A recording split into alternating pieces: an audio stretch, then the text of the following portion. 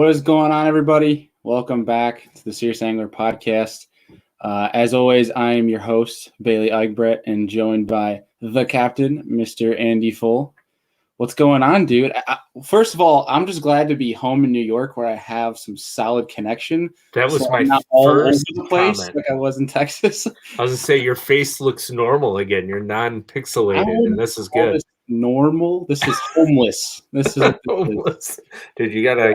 I thought I had a good beard until we saw Rudd's. So Rudd puts everybody to shame, dude. Which I put. We're gonna have to ask him. My first question for him when he comes on tonight is from our buddy Forrest. We put on our Instagram story this morning, like questions for tonight, and Forrest asked if Rudd would shave his beard for a 12-pounder. So we're gonna put him on the spot when he comes into the stream here. If you keep the beard or take a 12-pounder, because I'm imagining that beard took a long time to grow. I'll tell you what, I would keep the beard because. Oh, yeah, because I would catch an 11.5-pounder all day. So this is fair.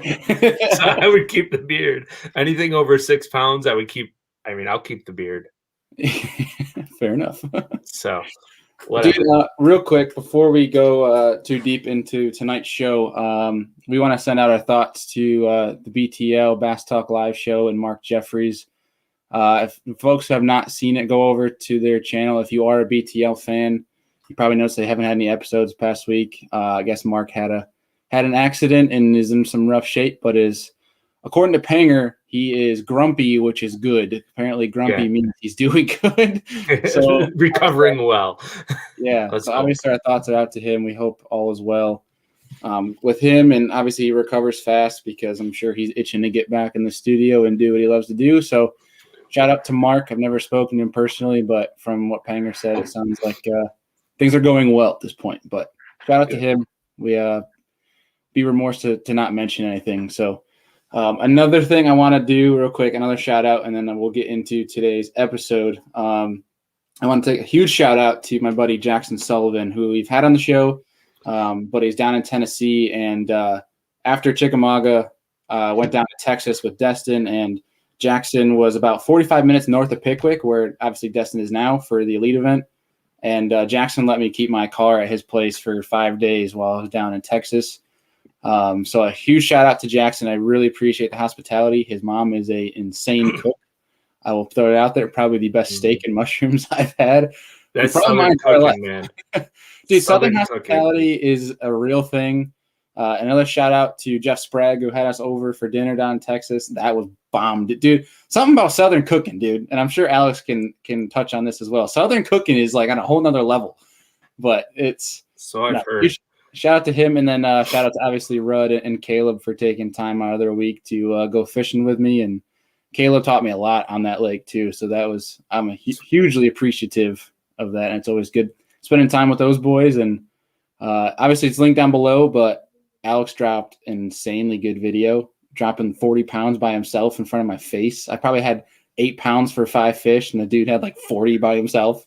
So, that's awesome. Yeah, but either way, let's see what we got here. Back home in New York now, and ready to do this show, ready to talk pre-spawn fishing with Mr. Alex Rudd. What's up?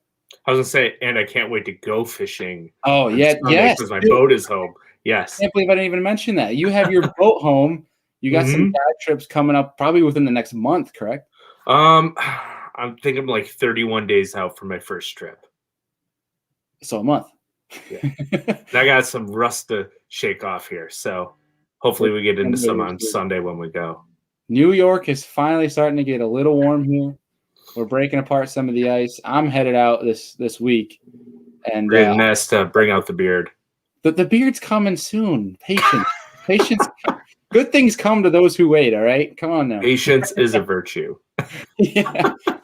No, we're bringing him on in a second. Last thing for you guys, and we'll bring on Alex here, is make sure you guys are engaging tonight, throwing in questions, because as always on every Monday, we are going to be giving away 2 bags of Outdoorsman coffee. So 2 winners tonight. Obviously, Andy and I will be selecting a winner for a bag, and we're going to throw Rudd on the spot again, and Rudd's going to pick the second winner for his favorite question of the night from a viewer to bring home that second bag of Outdoorsman. Heck yeah. So what do you say? Do we bring out the beard and get Rudd on here? Oh yeah, it's time to bring out the beard. Yeah. Yeah. Without further ado, Mr. Alex Rudd, what's going on, dude? Nothing much. I got to get somebody with a really cool like radio voice or like the Optimus Prime voice to like get a thing for my podcast. Bring out the beard. I think that would be badass. Fantastic. Yeah. Dude, speaking about somebody doing your thing, at Tackle Talk Podcast, Andrew Hayes, I Mhm. believe Bill Dance, that's like his introduction to his show. Oh, really? Yeah. Okay. Yeah. Always, dude. Yeah. That'd be bad. I think it's this week, if I'm not mistaken, this Thursday, I'm doing his podcast. So that'll be fun. Oh, heck Jump yeah. on there and do his podcast. And I'm just kind of getting all around this week. Got a Apparently. little bit of everything going on. Spreading You know what I mean? the love. Much Yeah. That's right. appreciated. Andrew's Absolutely. good people. You'll have fun over there. Without Yeah. a doubt. Yeah. But dude, what? Obviously, since I last saw you, last time I saw you, you had blood all over your hands and big old fish and all that. That's still my favorite picture now. Is you holding up Yeah. blood running down. double thumbs. Yeah, this one finally, the right one finally got better, dude. For a few days there, I was kind of worried about it. It was all festered up and nasty, and I was just like enjoying it, though. You know what I mean? It was one of those Slowly, things like, kicking it away, like, I know Yeah. what that's bro. yeah, I just look at it, I'd be like, it hurts so good. You know what I mean? And dude, that day was silly. I mean, that was just, I mean, it's just absolutely ridiculous. Obviously, you know, the whole live bait fishing thing is ridiculous, but you know, we had a conversation about it, and I've talked to several people about it. Like, it's honestly kind of terrifying how many big fish live in an area that we'll never ever see ever. Yeah. Dude, Like, you Unless you can't, throw you a can't, shiner. yeah, dude, like you can't trick them. Like, and I was like, you know, I called Caleb afterwards and I was like, dude, really truthfully, I was like, do you think we could trick those fish? And he's like, no. He's like, I've tried, man. He's like, I've gone down this bank days, you know, day after day after day, trying 150 different things. They won't touch it. I drop a gizzard shad down there and they grab it. Within And seconds. Yeah, dude, it's just insane. I mean, it's crazy, dude. But no, that was an insane day. That was a tremendous amount of fun. And, you know, putting a 10-pounder in my hands, man, there's nothing quite like not being able to wrap your hand around a fish's tail. Like, I That's literally true. could not get my hand around her tail. And I've only done that with two fish, a dang near 6-pound smallmouth I caught in Michigan, and then that 10-pounder. And I mean, dude, it is just something to hold a fish like that. It's crazy. So, yeah. Yeah, and real quick, those pictures still do not do that fish justice. I mean, that's the first 10 I've ever seen in person, and that was just stupid. The how that fish was built. Like, Yeah. I mean, just freakishly big. I mean, how, you know, I don't think we got an accurate length on that fish, but I know we put it on Caleb's board, which was 22 inches, and she hung over a good 5-6 inches. I mean, that was at least a 27 to 28 inch fish. It's a mean, monster. very I mean, long. just very long. And that's the thing. I think that's what made that fish heavy more than anything was her length, because Mhm. she didn't really even have a belly on her She wasn't fat. at all, not compared to the other ones that we caught. I mean, those other ones we caught had, you know, they were footballs. And so, you know, I can only imagine when that fish finally gets eggs in her and finally gets a good full belly of shad, like what she's going to look like. I mean, she could be built like a 12 or a 13 by that time. I mean, it's just incredible, man. The other thing I could think too is she might not even be a spawner. Like they do skip years from time to time, and she might be just eating and long and skinny, or she's just done spawning. She hit menopause. She ain't producing eggs no more. I mean, for real. I mean, and that's one thing that they were talking about with those G bass, right? Those hybrids. Because that lake's full of them now. And, you know, and it's kind of funny because that 8 I caught, that 8-pounder, you could clearly see that was a Florida strain bass. Like her markings, everything about her was Florida strain. All the rest of them I caught were that weird hybrid, that G bass, right? That 10 I caught most likely was that G bass. But they were talking about like how they're not exactly sure the life cycle of those fish, how fast they grow, how long it takes them to get that big, because they've not been around long enough and they can't get like an accurate picture of how they live their life. And so they said that, you know, that fish could get 10 pounds in 3 years or 10 years or, you know, 4 years. Like they don't know. Like it's just like a freak of nature. You know what I mean? Yeah. And so go ahead. Well, I was gonna say it almost reminds me of like the Great Lakes Smallies when they found out how delicious little goby meat snacks are. Mm-hmm. So I was talking to my buddy, and he does a lot of like environmental work for Erie County Fishery Advisories Board, and they found like 20 years ago a 6-pound smallie was 20 years old, right? Mm-hmm. Now a 6-pound smallie is between the age of 5 and 7. Wow! Because of the gobies. Wow, that's so crazy. Their life cycle goes faster, but they develop like a gobyitis and have all kinds of heart issues and die because they're this big around. Yeah, it's just like a pure fat diet. That's what, and those spots, those big spots out in Buller's Bar, the same way. They were saying the same thing about them, that like they're finding those fish dead because literally their diet is like 90% fat and like only like so much percent protein, because those kokanee they eat are literally just pure fat. They're just fat balls. And I was just like, dude, like they're literally, I mean, they're just creating giant obese fish that die at like 5 years old. You know what I mean? That's just insane to me. It's insane. They're as tall as they are long. Yes. That's dude, awesome. I'm gonna go catch one of those. Oh, dude, that's a dream lake. But that's another thing about those G bass that's fascinating. And then we'll go on because we could sit here and talk about. I could literally go down a rabbit hole about these fish. It's like fine. most of them that you catch are built like that. They're about 15 to 18 inches long, and they're like that wide, and they're footballs. I mean, Dad caught one last year. It was like a 7 and some change. That fish was only, I think it was 17 inches long or something like that. What? That's like Lake Erie smallmouth size. Dude, its head was massive, but it had no body. And it was just because it was just like this stubby, weird, like that hybrid. It's that weird hybrid. It's like they either get long and giant or they get short and just tall. And it's like, it's really weird, man. It's a really weird thing that happens. Yeah, that's just insane. It's crazy. It's absolutely crazy. Yeah, I'm going back and looking for a photo real fast, so don't mind me. So I mentioned obviously that we were going to put you on the spot when we brought you in, and I forgot to ask you is would you shave your beard for a 12-pounder? No. Give you a couple reasons why. 3 reasons, couple. I don't know. I'll get down my reason list here and we'll start counting them. Reason number 1, the beard is the brand. Okay, so I can't lose the brand, right? I mean, the beard is Alex Rudd. If we get rid of the beard, then we're all just in trouble, Right. So I'm not going to do that. The beard makes me a lot of money, and so I don't say that in a like a weird like conceited way, because it's not that much money, but it does. And so no, and like you said before I got on here, I could catch a 13. Or I could catch an 11. You didn't say I couldn't catch one or the other. It's just that 12-pounder middle range. You know what I mean? I could catch an 1186. You know what I mean? And be just as good as anything else. But yeah, no. The only way I'm going to shave my beard is my kids at school all the time ask me. It's hilarious. For people that don't know, I'm a 2nd grade teacher. My kid, hey, Mr. Rudd, will you shave your beard? I was like, you got $50,000? And they just look at me. I'm like, $50,000, I'll shave my beard. And they're like, oh, okay. I'm like, yeah, that's my price. That's my going price right now. I'd be going higher than that. Come on now. Yeah. Real quick. That's a 17-inch smallie that was almost 7 pounds. Good Lord. They're stupid. They're stupid. This is stupid, dude.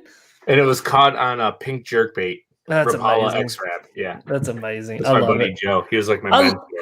I love northern smallmouth. They're the greatest thing on planet Earth. Like, they are just, they're dumb. They're dumb. They're dumb in the sense of they're dumb because it's literally they're just kind of dumb. You know what I mean? Like, you can get them to eat about anything, right? When they get to eating, it don't matter.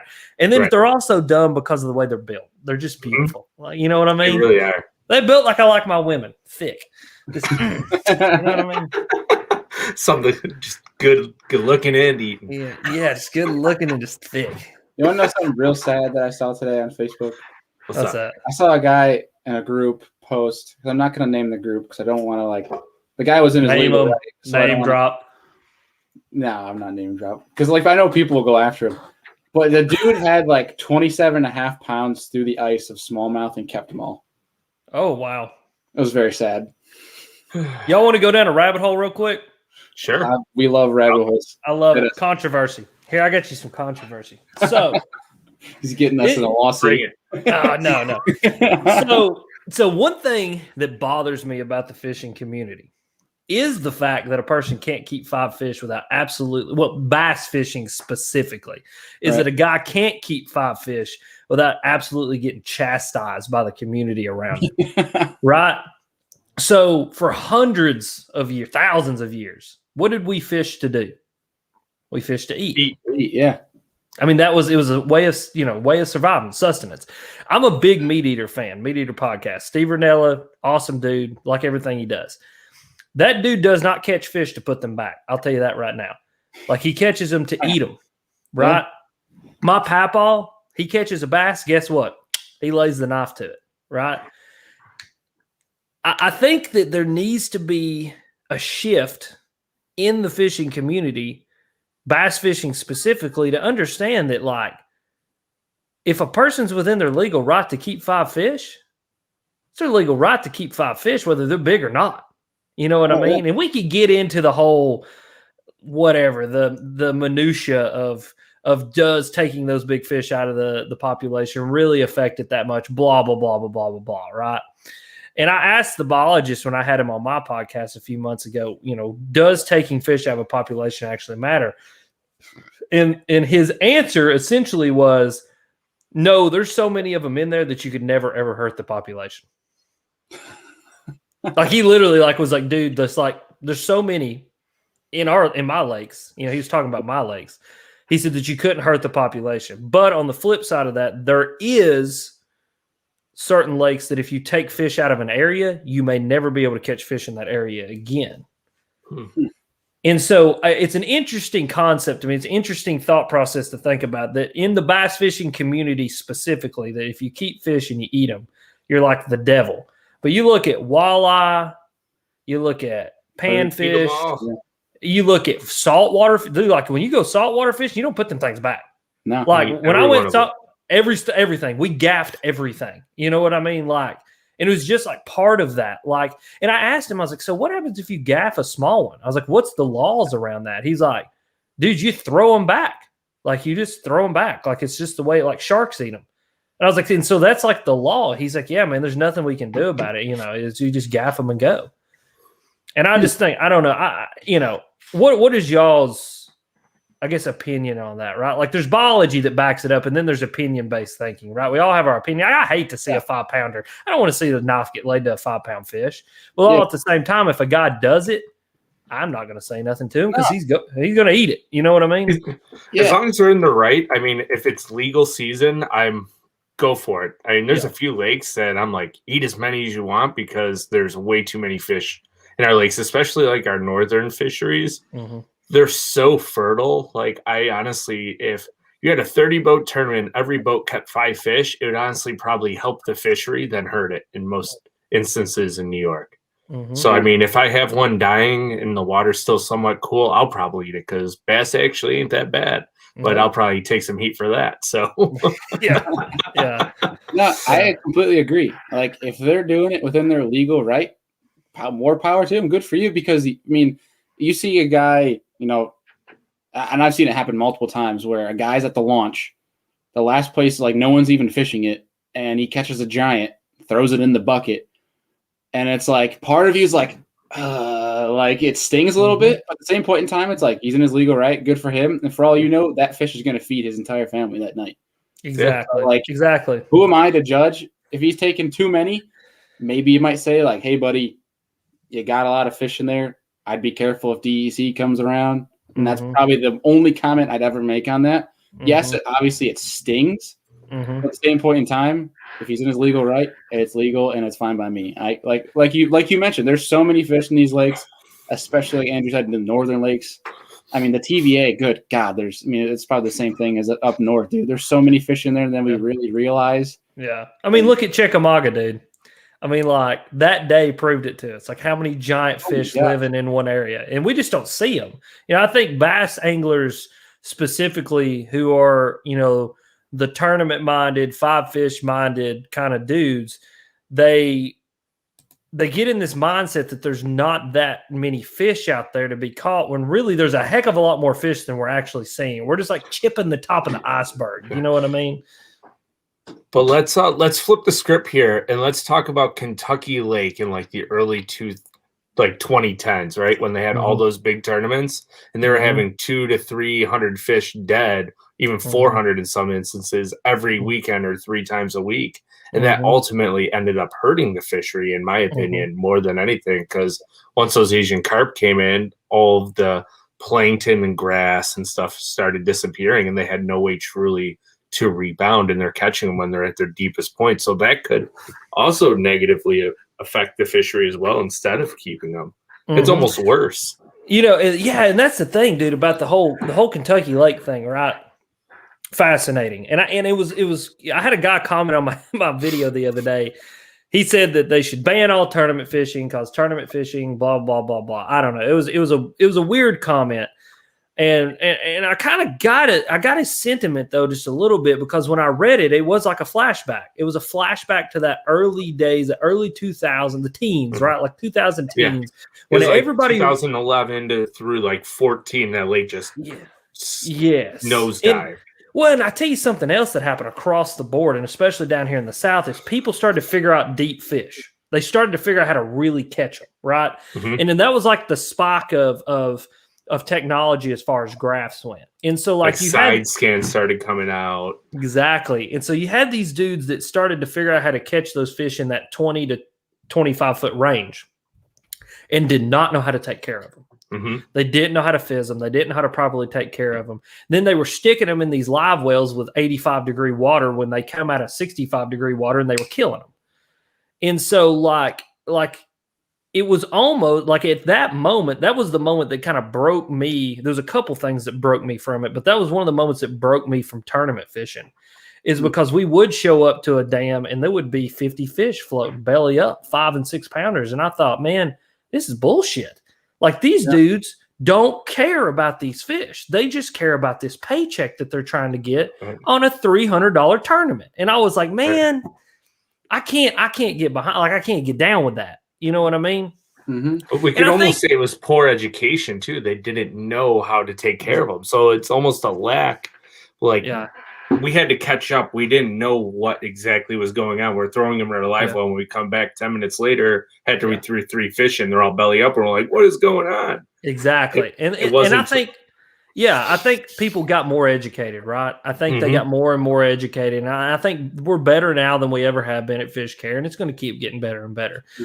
But it is something very interesting to see like a Kentucky Lake like that, man. And I really do believe that there's a fine line we walk between being able to keep a population of fish there and alive and overfishing them when you're having 300 and 400 and 500 boat tournaments out of 2 different ramps, and you've got 1,000 bass boats on the lake and everybody's catching 5, killing them and then just throwing them back.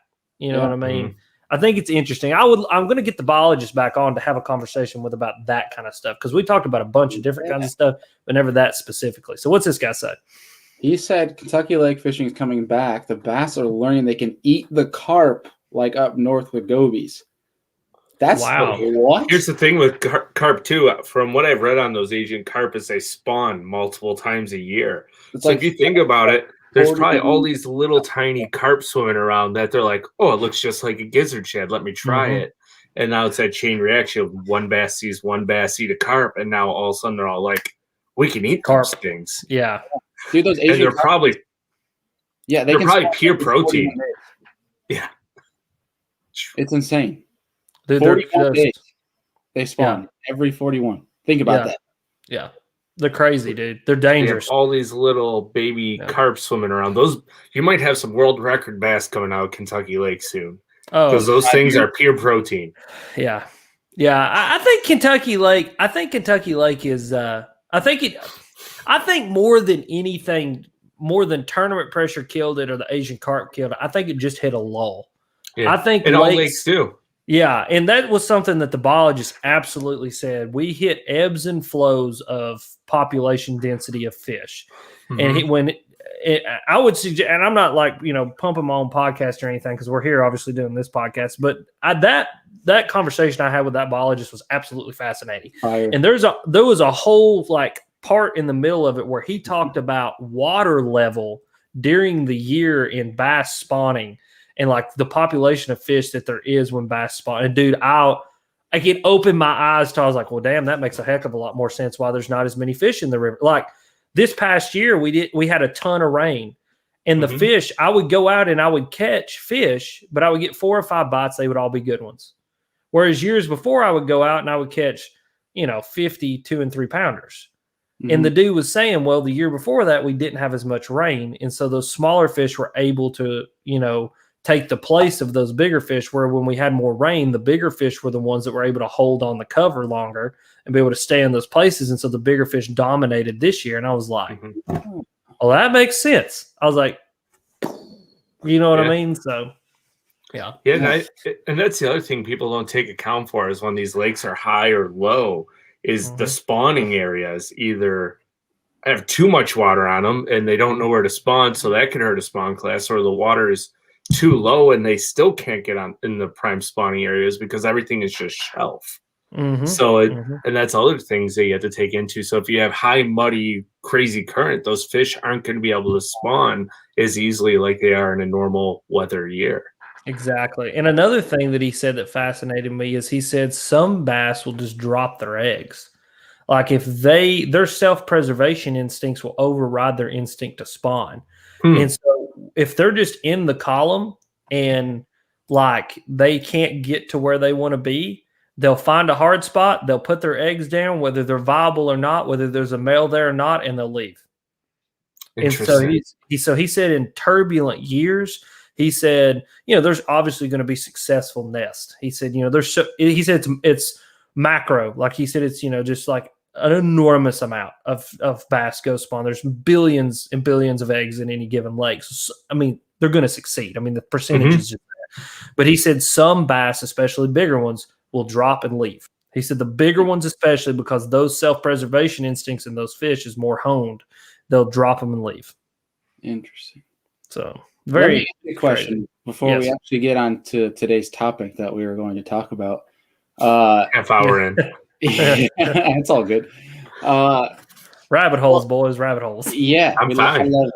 So obviously you dabble in the kayak fishing world, and I'm trying to remember where I brought this up, but essentially where I brought it up, we were talking about fish care, and we were talking about fizzing. Now, if you think about like a smallmouth fishery up north where deep water is in play, they're not up on bed or whatever. St. Clair, I mean, I can't imagine there's a lot of areas we really have to fizz them, but like down south too, deep spotted bass, or like a Kentucky lake where fizzing is in play for these fish. When you think about a kayak angler that might be fishing out deep, brings these fish up, you got to think a lot of guys will either keep them in the net for 30 seconds, a donkey leash, whatever have you. That process might take a minute and a half. Whereas usually if you're fun fishing, you bring them up, maybe you'll snap a quick picture, put them back. They're able to swim back down. They don't need to be fizzed. Do you think kayak anglers in those scenarios should have fizz needles on board for that? Say if the process is a minute and a half to 2 minutes. I've only ever seen them roll. Like I've brought a fish up from out of 25 foot of water, taken a picture with it, and put it back in the water, and it probably taken 2 to 3 minutes, and they swim right back. The only time I've ever really seen them roll bad like that is when you stick them in the live well. And I think it's more has to do with water temperature in the live well makes them get weird. And then their swim bladder. I think it's almost a delayed action on the swim bladder inflation. Like I've brought them. The deepest I've ever caught fish was on like vertical jigging on Cherokee, and I caught like 6 or 7 out of 52 foot of water, and brought them right up, and took a picture with them. Dropped them right back in. They swam right back down. I never saw a fish float. Now, they could have got 15 foot under the boat and rolled up, and I never saw them. I don't know. But from what I understand is if it's not, if it's less than 5 or 10 minutes, probably 5, like 5 minutes, they're good. It's when you put them in the live wells what gets them. It's my understanding of it. Yeah. It's 100% a pressure thing, I think. Yeah. Because even though the water is only like you're on the top of the water when you go to release them, as soon as they get down to a certain point, because they still have enough power left in them, obviously after a minute or two, once they get back down, they feel that pressure, that air bladder goes back to normal, and they're able to continue because of the pressure. When you throw them in the live well, there's no pressure to force that air bladder to release that oxygen, so they just blow up like blimps and turn over. Yeah, exactly. And I think when too you introduce them into that like high oxygen environment in your live well, because it's an artificially high oxygen environment. You know what I mean? They're going to get more O2 into that swim bladder, and they're going to go, you know what I mean? You know what would be fascinating is if somebody like created like a pressure cooker live well. Like you got to let the pressure off and put the things in and then pressurize it back down. I mean, you know, then we got to go into the topic of what we're here for. I had a professor in college. I had a biology professor in college who got her doctorate around or wrote her doctoral thesis on snapper, red snapper.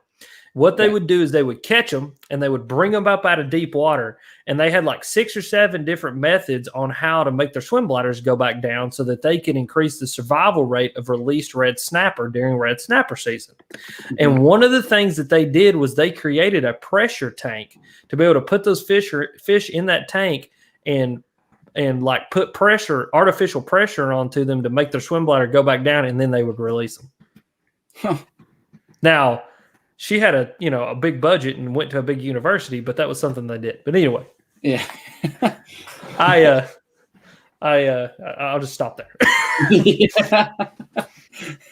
Just food for thought for everybody. 30 minutes food for thought for everybody. And now we'll get on to tonight's topic. Yes. Finally, right? Finally. Finally. So this is what happens when you bring Alex Rudd onto a podcast. Okay, there is no telling what's going to happen. We thoroughly enjoy it, though. So, Andy and I are all about the rabbit holes, and we don't care how long it is. We'll go on. Dude, I'll talk and talk and talk. That's fine with me. Heck yeah. Hence why I brought you on as a co-host. It helps out. But so scary thought there. Yeah, very. But so getting on to tonight's topic, we wanted to talk about these late winter bass that are moving into pre-spawn and kind of talking about what things to be looking for, what baits to be throwing, these telltale signs of pre-spawn and how to approach it. And I guess to really start us off tonight, kind of my first thing I have for you is, what factors are you looking for first to determine if these fish are pre-spawn yet, where the water temperatures might seem right for pre-spawn, but you don't know if they're pre-spawn yet or still stuck in that late winter phase? What do you usually look for? I tell you, my first big indicator is length of day. The photo periods are what drive bass. People will disagree with me about that, but from everything that I've read, researched, seen in my years and years of fishing, talked to people about, the photo periods are what drive bass and drive really the entire world, ecosystem. I mean, land and water, that's what drives animals to do things that they do. And so my first big indicator is what's happening right now. I mean, it's, I can still see the tree outside my window right now. I mean, it's getting dark, but it's not completely dark. These days are going to start getting longer. As the days get longer, inherently, it's going to start getting warmer. And so that's the first big thing that I look for. Dude, I slammed some drum in my past video. Like when I say I slammed them, I got on them, found like schools of them. But anyway, yeah, that's going to be the first big indicator that I look for. Just the length of the day is getting longer. And that's going to kind of, I think, more dictate than water temperature ever will what those bass are going to do. Because I've seen years that bass will spawn when the water's 75. That's when the big first wave of fish comes up, because that's when the moon phase and the length of the days hits what it needs to be. And that's when those bass move up. And so that's the first thing I'm going to look for, is the length of the day.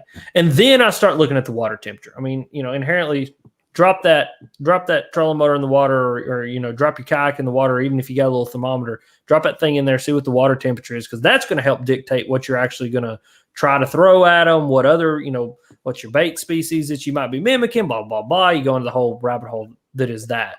But definitely length of day is my first thing I start to look for. Right. How much are electronics dictating, like, you finding these fish when they get into that pre-spawn mode? or is it more of getting up on high percentage areas from your either running around the lake, doing some study, and then therefore just going and then getting a line wet? I tell you, for me personally, and this is going to be different for every person, dude, I'm just not a big guy to sit down and look at my electronics, like to just like get down and graph and graph and graph. I mean, you know how I fish. I'm down dirty up in shallow water. So for me, I'm going to go hit a lot of the stuff where I know the big fish would live, what they're going to be moving up on, what they're going to be feeding up on, what they're going to be around. I'm going to go get shallow, and I'm going to try to find what I always look for more than anything is I try to find fish coming to me. Because if I can find fish coming to me, then I'm going to be a lot better off catching those fish and being able to pattern those fish and then being able to stay on a bite consistently. And so, I'll sometimes, find some on the graph or see them on the graph and back off of them and throw at them and stuff like that. But I think maybe when I get forward-facing sonar, that might totally change the way I look at everything. Right. And we could get into that whole, rigmarole. But this time of year, man, this is my time of year. This is the time of year they move up shallow, and I can go just hit everything that looks good and I know has fish on it and catch them. And so I'm just going to go. I'm going to go fish. I'm just going to go fishing. Yeah. So I'm going to call it like the Kettle Black here. So do you study maps at all? Like, do you look for contour lines to see where those fish might be transitioning to where you're going to be fishing then? Or do you just go and you look for hard cover and you're like, this is where they're going to be because as I'm idling out, the water's 8 foot, but up there it's 4. So this is a transition area. If I'm on a new lake, I'll do that. Dude, just where I fish, what I've fished so much for so many years. What's going on. I know where it's at. You know what I mean? I know, for sure. You're not gonna hide a lot from me on these lakes that I fish on a whole lot anymore. You know what I mean? Obviously a place like Norris Lake is enormous. I don't know that entire lake like the back of my hand, but I know enough stuff within a 20 by 20 mile square that I could go find something. You know what I mean? I know from just what great example. This is kind of one of those, I found it, now I know it's there. I was using a map. I found some points that were really, really steep points, but were tapered off out into deep water. So both sides, they go down hard, but taper real slowly out into deep water. Right. Found those on an old school paper map. Me and my dad, Dad whips out the old paper maps, and I'm like, dude, you ever fish this right here? He's like, I've drove by that 100 times and I've never fished it. I was like, that looks really good. And so then I compared it to, my C map on my graph, and I find where this point kind of tapers off and then turns. And I was like, dude, they got to be on that turn. It's access to deep water. Right now it should be in 15 foot. The top of it should be in 4. So I go out there with the old Carolina rig and I wigger out there and 4-pounder. And I was like, okay, I know how to do this. I got it. And ever since then, I've known that spot. And so now I would just run to that spot because I know that spot. But I map study a little bit, not as much as I probably need to. But when I go up north or I go down south and I fish lakes I've never been on before, yes. Yeah. I'm looking to try to figure it out. There's a lake near me. I kind of started to figure out the past couple years, and I don't have a ton of mapping up there.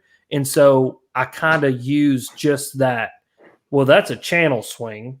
Okay, well, that's a channel swing bank. And when I run up on it, I can see the defining shelf where the river channel's at.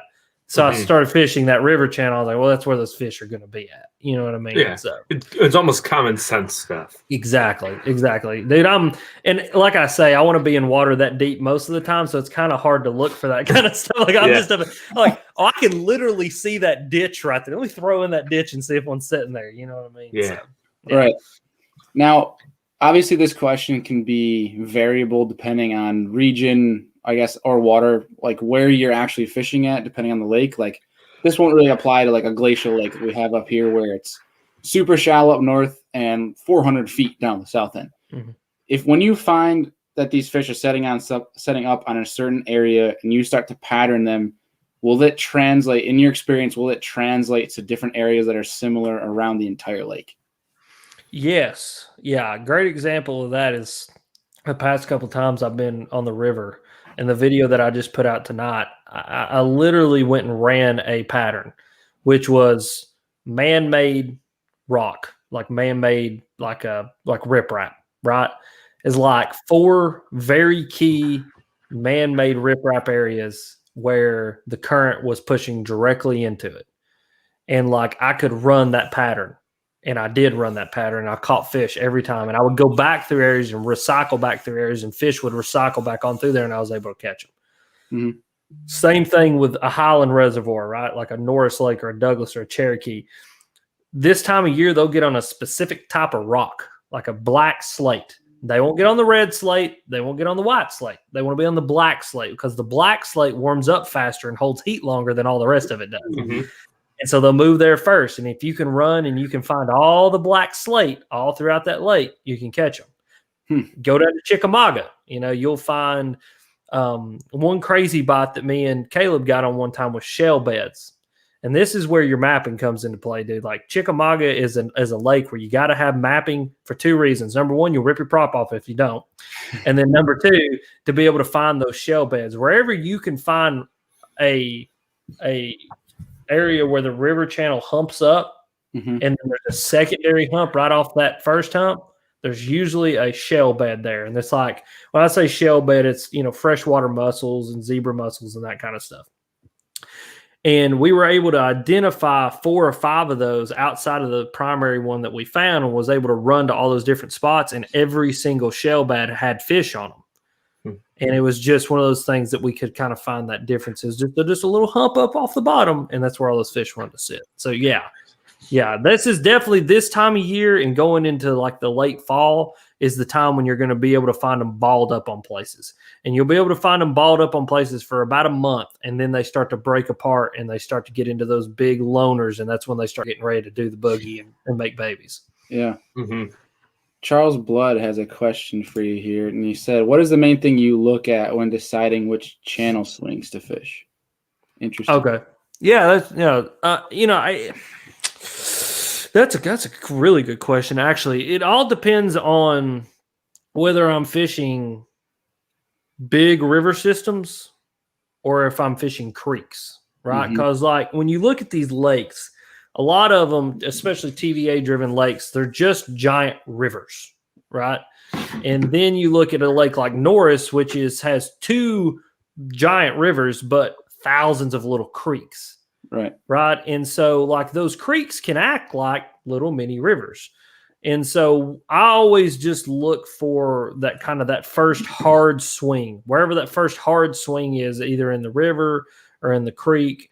That's for the most part where those fish are going to be sitting. And I look for inside bends. And so what that means is if you've got the current coming to you, right, and you're running up the lake, wherever that river or that creek bends back and can create almost like a wall for that current to run into, that's what I want to look for, because that allows those fish to just chill right there in that area. For the most part, there's probably going to be an eddy there, and those fish just sit in that eddy, and that stuff comes to them. They don't have to move. They don't have to do anything. They just chill, they eat, and when they're ready to spawn, that's usually near like a flatter area, because there's also siltation and debris and sand and rock that also gets dumped there too. And so it'll start to, over time, create a flat area. Those fish can sit there and eat. They'll move up on that flat area, they'll spawn, then they'll move back out, and they'll get on that river channel swing, and they'll just sit there. And that's where they live their entire life. Yeah. Yeah. Especially like exactly what you said, like this time of year, like what we're talking about, that late winter and the pre-spawn, when those fish are looking for areas to get ready to spawn, those inside channel swings are perfect. Because like you mentioned, there's not much current running into it, creating a flatter area, because what the current is pushing, that current is constantly dredging and causing erosion, making it deeper and deeper. And obviously it's faster moving current. So that's not an area where those fish are really going to be focusing on. That's a really good point. That's a good question, Charles. Yeah, that was a really good question. Yeah. Let's see here.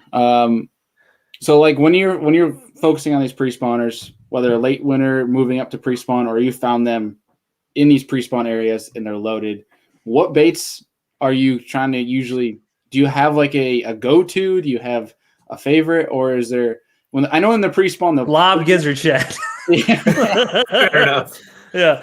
I know like obviously pre-spawn, you can kind of throw a lot of different things at them. but is there something that you prefer that might try to trigger a bigger bite, or something that might be more of a mainstay than others? Jerkbait. Freaking jerkbait, dude. There's so many people that just look past the jerkbait. Or use it because it's confusing to use.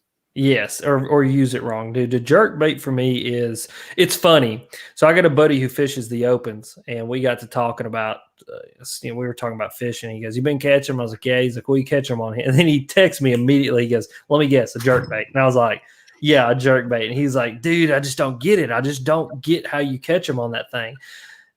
And a lot of it, I think, is just you got to realize when you lock a jerkbait in your hand that you're going to probably not catch a ton of fish, but the ones you're going to catch are going to be big ones, especially this time of year. Early pre-spawn, you're looking to intercept old bass, as I like to call them, those big old just nasty ones. And so that's my first go-to is a jerkbait, especially working it really, really hard. Like, I don't pussyfoot around with a jerkbait. Like, you'll see a lot of guys, they're like, "Oh yeah, I'm jerking it." Oh, I didn't. No. I'm doing the KVD crack. Like, I'm talking tack, tack, and hitting it just tack, tack, tack, and getting that thing to just go nuts. Because that, if you really think about it, a jerkbait, it's almost like a giant swim bait in the fact that it is displacing so much water and causing so much disturbance, and it's such a flash and it's such a violent action that, number one, it's going to get a fish's attention, but the number two, it's going to take a special kind of fish to go, "Yeah, I think I'm going to try to tangle with that thing." Mm-hmm. And when you can get that bigger fish to react and have that instinctual drive to want to kill it, man, it's going to be the big ones. So yeah, jerkbait, it's like certainly. Yeah. Then a square bill. Dude, square bill is like this time of year, early pre-spawn, throughout the pre-spawn, even into the post-spawn. Square bills are just a tool of mine. And somebody asked me the other day, they said, "Do you always have to be knocking off cover with a square bill?" And my answer is no. I've had a lot of times where I'll dredge it in 2 to 3 foot of water that drops off into like 5 or 6. And on that drop off is where those fish are living. And as soon as you get off that drop off, 1, 2 cranks in open water and they smoke it. Going left or right. Yep. Exactly. And they just smoke it. And so a square bill, man, is just such a powerful tool because not only can you put it where the fish are eventually going to go, and like I said, you're looking for those fish coming to you. Not only can you put it where they're eventually going to go, but you can also effectively catch them right off that drop, that 4 to 5 foot range of water and put a lot of big fish in the boat. But jerkbait and square bill are my two big ones as far as, the early pre-spawn. And then as we get to where the bigger ones start to isolate and you start getting those big ones that are just kind of on isolated pieces of cover, they're getting ready to spawn, I'll pull out a giant swim bait, 8-inch paddle tails, your big 10 to 12-inch glide baits, and I'll start looking for giants, right? And that's just kind of something we do. That's a little bit of a special bite. I mean, it's something everybody can do it, but you got to kind of be really, really, really dedicated and understand. Yeah, you got to understand, like, you're going to get a bite or two, and every single one of them is going to be just big ones. So, oh yeah, we got a question here from John Welsh. He says, "When do you use a silent, if ever, also in a square bill as pertaining to a jerkbait?" Real quick, yeah, coffee. Coffee. I love that question because that's a great question. So many different directions with that. Yes, for sure. Oh yeah. So John, you want a bag of coffee? Sorry, Alex. Go. You're good. You're good, buddy. I almost never use a silent jerkbait. I've seen times in super, super gin clear water where a silent jerkbait has caught fish. But for the most part, I think the rattles in the jerkbait and that it just adds to that violent, just aggressive action of the jerkbait. So almost never silent on the jerkbait. Especially for brownfish. Always silent on the square bill. It's just from experience. I've never caught fish on a rattle and square bill in all my life. I've tried. Trust me, dude, I love throwing a square bill. I've got boxes and boxes of square bills. I got literally probably $10,000 worth of square bills out in my building. I mean, it's just ridiculous. I've never caught one on a rattling square bill, and I don't know if it's just the fish that I fish around or what it is, but I have literally wore the paint off of 1.5s, literally wore the paint off of, several square bills, and they're all silent. Now, completely contrary to that, if you go to talk to like Ben up north, those fish won't eat anything but a rattling square bill. I don't know what it is. Like, it's weird, man. I don't know if it's just my personal experience or what it is. And that's the thing is I can't speak for anybody else. I just know for me, it's always silent. I mean, I just designed a square bill with monster bass, and the big thing that I wanted was the original hammerhead had a rattle in it. And I was like, I don't want to rattle. And Rick's like, why? I was like, I don't know why. Just trust me. Okay. Like, I've caught 25 and 26 and 27 pound bags on a silent square bill. Just give me a silent square bill. I don't know what it is. Yeah. I think to add on that too, like if you're in an area where there's a lot of people, like say a TVA that gets a lot of fishing pressure, a silent can be really useful because a lot of people, like you said, are throwing that with rattles in it. So it can almost be a presentation where you can sneak in behind somebody, throw behind them, and get those fish that didn't eat that rattling square bill that they see probably every single day. Or the guys that throw the red craw rattle trap or a trap style bait, and you come through with that square bill that's silent. It just gives off a little bit different of a pulse, and they just react off that lateral line just slightly different, that you might be able to pick up a few bites that were left behind. And in most instances, we always think that the biggest fish bite first, right? But in that instance, with somebody throwing a rattle trap, this big loud thing that's making all this commotion, also you come through the silent bait, that big one might trigger and be like, okay, that didn't get thrown by me 45 times. I'm going to eat that now. And that's something interesting too. I don't see. Everybody throws a lipless, right? Everybody. Like, that's just something down here. Like, you go to Chickamauga and everybody's like, got my lipless. I caught him on rattle trap. Call him rattle trap. And I'm like, what'd you catch him on? 1.5? And they just look at me like, I don't even own a 1.5. And I'm like, yeah, it's like foreign language. And I'm like, well, sucks for you. Alex Red Fishing Signature Square Bill.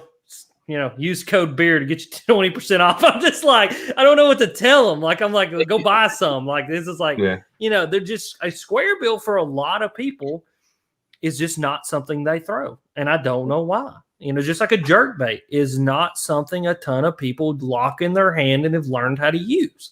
Yeah. And I think for me, that's one thing that I've learned putting my fishing experiences out online is, I have interactions with people, and a lot of people, man, they drag the worm, they drag the Ned rig, they drag the jig. And it is a totally foreign idea to power fish during this time of year for a lot of people. Where for me, it's a totally foreign idea to slow down. Like, why would I slow down when I can catch 4-pounders on a square bill? You know what I mean? Yeah. I think to add on that real quick with that silent jerk bait, I'm not the greatest person to ask about this, but at least for me, the only time I've applied a silent jerkbait is when I get them fired up on a jerkbait that has knockers or rattles in it. I get them fired up on that. When they die down, I throw the silent instead, and that can trigger a couple more bites that maybe they don't want that noise. Yeah, I can trick a few. They might think that's a little bit more realistic. It's different. It's kind of like throwing something different they haven't seen before. That sort of pattern. Yes. That's where I usually will apply a silent jerkbait, but yes. And I mean, jerkbaits, they give off some rattle, but a lot of the time it's not this loud, obnoxious rattle. It's like little tiny BBs, like like a Megabass 110, right? Yeah. If you look at like one of the clear translucent ones, it has like 2 to 3 BBs in it, and then it has a tungsten transfer system. So when you're jerking it, all you're really getting the noise is just a little tiny rattle and that tungsten knocker, which is a deep sound, but it's not like shaking. It's just a clunk. Yeah, so it's not like even really that much. Yeah, I like to almost call it's like a. I cannot say like you can't say it's like a cack, like a cat, and like that. It's a clunk. Yes, dude, and like the Jackal rearrange is the loudest one I've ever heard, dude. Yeah. You can hear them like on a good quiet day. Yes, you can hear them out in the water, and I think that and I've heard it before. I don't know if you noticed, Bailey, but when you would pick those live gizzard shad up fishing with Caleb, they would click. Like every time they move, they click. And I think there's something about that sound signature in the water that the jerkbait has that also hits that lock. Man, this thing, there's something wrong. Yes. Yeah. There's something wrong with this thing. Like it's going, cat, cat, cat, and then it stops. Well, it's just like a big gizzard shad that goes tick, tick, tick, tick, and then stops and kind of starts to fade. Tick, tick, tick, tick, and then he starts to fade. That fish is like, especially when they're starting to die. Yes. They just like they do like that weird like half belly side slap, and they move, then come horizontal, and then vertical, and then they'll come back. Then they dart. Yep. And you know, a Vision 110 plus one and a KVD are the two jerk baits that I've found that have a shiver at the end. If you work them right and you work them hard, a Vision 110 plus one, me and Ben found this because we were fishing some super clear water up in Michigan, and we were able to watch this jerk bait. And you would hit that thing and it'd go tack, and it would go like this and shiver and then stop and just hang there. And that shiver, yes, that shiver is what got them. S-Waver 200 does the same thing.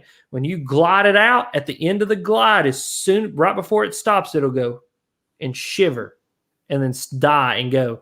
And I've seen more fish react to that shiver than I have when I actually work the bait again. That shiver and that like last like little flash and die is what gets them to kill it. Mm-hmm. Yeah.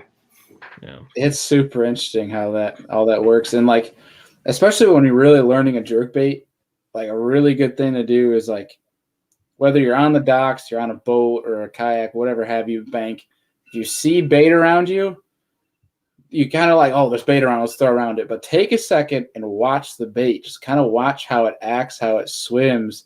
And it can kind of give you an inkling, whether you're throwing a swim bait, whether you're throwing a glide bait, whether it's a jerk bait, can kind of give you a way to kind of approach these fish and kind of get a cadence and try to get how to manipulate your bait. So super interesting. But see, Backlash Pro, Alex, are you a wart guy? Let me tell you something, man. I'll throw a crankbait until my arm falls off. All right. I love throwing small body, medium diving crankbaits, 3XDs, warts, bandits. You know, I've got boxes and boxes upon boxes. You know, I own 5 cranking rods for a reason. All right. I'm addicted. But yeah, no, definitely Highland reservoirs, you know, Mountain Hill, Norris, those kinds of lakes this time of year, that can also be an extremely deadly tool. All throughout the spring, that's a deadly tool. But you know, yeah. I feel like you had like 5 videos in a row last year, all just cranking a wart. Yep.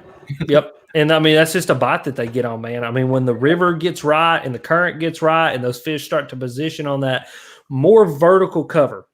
And that's something I wanted to bring up. You know, the jerkbait and the 1.5, that's something I'm gonna fish on that flatter stuff, those areas where those fish are going to transition up, they're going to spawn, they're going to do their thing. Now, when I start talking about fish that are on more vertical cover, more riverine, you know, Highland reservoir style lakes, that's when I'm going to start breaking out the bandits and the 3XDs, because a lot of times those fish, the only way that you can get those fish to react or to eat anything is to put it down in their face. And a 1.5 obviously isn't going to get to 12 foot of water, whereas a rock crawler or wart or a bandit will. And so that's a tool that I use for that. You know, and that bite I got on last year, where it was like literally 5 videos in a row. It was one of those things. It was a specific lake. Those fish moved up and like they were just there. I knew they were there, and I knew I could go run that pattern every time I wanted to go catch fish. And so I did it because I freaking loved it. And so like I just went and put fish in the boat. So yeah, it's just a blast, dude. John Welsh asked what your opinion on the hydro waves are. Oh, I don't know. I've never messed with one. I know a lot of people who swear by them. Ben says they work. And if Ben says they work, whatever Ben says, I'm going to go, yeah, it probably works, because Ben's been out there and had a little bit of time on the water. Old boy's caught some fish. So yeah, I would say it probably could work. I don't see why it wouldn't. Heck yeah. I think it could turn them off just as fast as it turns them on. Yeah, you have to have the right setting and know when to apply it and when not to. Yeah. I think where the most, like, in my opinion, where the hydro wave might work the best or have its best situational use would be if you're fishing a shad spawn, like down in Texas or on the TVA, right? You have that shad spawn and all of a sudden the shad spawn's going away. You might be able to refire it up for 20 or 30 minutes with that hydro wave if you have it on the right setting to continue that bite. But other than that, that's the only spot I really see a use for it, in my opinion. Yeah. It's an interesting tool. I feel like a lot of what I fish being a shallow water, especially moving into the summer. I mean, when we get into like June, July, August, I go river fishing. Like I'm up in a river somewhere, river fishing. And I think when you're in 4 to 5 foot of water with current, I don't think those fish even care. Like I don't even think they can notice that. You know what I mean? So well, that's instinctive at that point. With current, it's either they eat or they don't eat. exactly. So yeah. So my last question for you before we turn it over to the folks here, and I actually have some questions from folks on Instagram stocked up ready for you. Is you find these fish in the pre-spawn, and when you find these fish in the pre-spawn in that area, if the coming days are all going to be warm, if not warmer, you can pretty much go back and catch those fish in that same area for days, because obviously you're gonna, like you mentioned, you're gonna have fish coming to you and coming to you. Mm-hmm. But on the flip side, say you have a cold front hit, as soon as you find those pre-spawners, you go back, those fish are gone. Mm-hmm. What is, in your opinion, a way to kind of reset and refine those fish? What are kind of the steps that you take to get back on those fish? I think the first thing I do is not freak out and realize that those fish didn't travel 6 miles away. Like they went from being in 4 foot of water to being in 6 foot of water. So I got to go, okay, how do I get these fish that have went down 2 feet to eat what I got going on? You know what I mean? And this year, God forbid I even say this, I hate this thing, but I'm starting to love it. The Ned rig. I mean, dude, like those fish, dude, it's just, it's proved itself to me. You know what I mean? Like fish that I thought I could never catch before, I could only never catch them because I wasn't patient enough to pull that thing out and drag it around. You know what I mean? But yeah, first thing I'm going to do is realize, these fish didn't up and move to another county. I mean, they didn't swim 600-700 yards away, especially on my lakes. Maybe on the Great Lakes. I mean, Ben will tell you, and you probably experienced this too, Andrew, is like you have fish, on those bigger bodies of water, especially the smallmouth, they'll swim miles and miles in a day. You know what I mean? Mm-hmm. Whereas these fish down here, man, for the most part, if you find them shallow, they live shallow, and that's just where they're at. Like they live in 100-yard square their entire life. They live and die there. And so first thing I got to realize is they're not gone. And then I'm just starting to pick up the Ned rig, pick up a jig, start to kind of figure out where those fish are living, what they're doing. And then also realize when it's dead, throw the Ned. I love it. I love it. That's amen, brother. Slogan. Slap that on a T-shirt. I'll buy it. But another thing I got to realize is just because a cold front hit, a lot of those fish, it may not deter a lot of them. I mean, they may just be sitting there. They're just waiting for the photo period again to get right, for their body to get warm enough because they are cold-blooded to eat. And so my bite may have went from daylight to 12, from 12 to dark. And that may be my bite window. And I just got to realize that my bite window is flip-flopped, and I've just got to be patient and fish those fish out. Yeah, I think that's one thing is all anglers can get better at is learning to adapt to situational situations. I hate to use the same word twice, but literally on the blink of an eye, even in the middle of the day, you can have a hot bite from daylight to 9 a.m. and all of a sudden it shuts off. And it could be bright blaring sun and the clouds and a storm come through. And all of a sudden, as soon as that sun comes back out, they're right back in that same area. And by then we've deserted it or we forgot all about it because it just died. And if you just simply roll back up on it, you'll catch them again. Exactly. And dude, kayak fishing has taught me that. Like, dude, I never optimized areas like I should. You know what I mean? And I think kayak fishing, and this year is going to teach us all this. I mean, gas is already down here, almost $3 a gallon. Let me tell you something, boys. I ain't going to be running all over the lake. I'll get to the point where I drop it in the lake and put the trolling motor down and don't ever turn the big motor on. And like, you've got to realize that, just like you said, man, just because they're not biting now doesn't mean they're not going to bite at some point during the day. Like, optimize your area, fish your instincts. People don't fish their instincts, man. Like, it's just, I try to tell everybody that. Like, I can give you no secret. There's nothing I can tell you to make you catch fish. I can tell you the baits, I can tell you the spots, I can tell you the techniques, but just going out there and being on the water for 12 hours a day is going to teach you more than I could ever teach you in a 5-hour seminar. You know what I mean? Yep. 2 takeaways. Be confident, trust your gut.